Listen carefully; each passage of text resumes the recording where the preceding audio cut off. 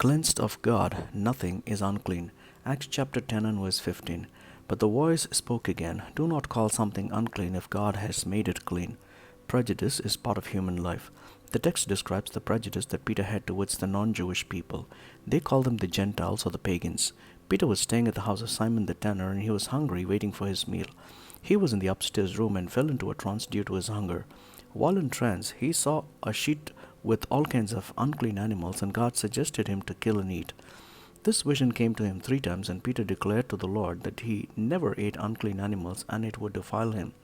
But Jesus declared to him not to call anything unclean what God has made. Peter became conscious, and he had a knock on the door, and it was Gentile men from Cornelius the centurion's home, requesting Peter to visit them, since Cornelius had a vision from God to invite Peter. Peter had a shock of life because he was invited to preach for the first time to the non-Jewish people about Jesus. He had never done that before.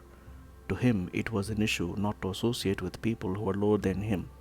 They were idol worshippers, and the Jewish sect had taught them that their association with them is detestable. Jesus knew Peter since he was ingrained with this idea, and therefore Jesus brought him the vision and prepared him not to call anything detestable if the Lord had brought to him. Though reluctant, Peter eventually went with them and saw the wonder-working power of Jesus on the Gentiles. Peter was not the only one prejudiced. Many of us as Christians follow after caste, race, language, and ethnicity and make discriminations. Sometimes we've even gone to the extent of calling them the untouchables, but God hates such discriminatory attitude. God made everyone, therefore none is despicable. Cleansed of God, nothing is unclean.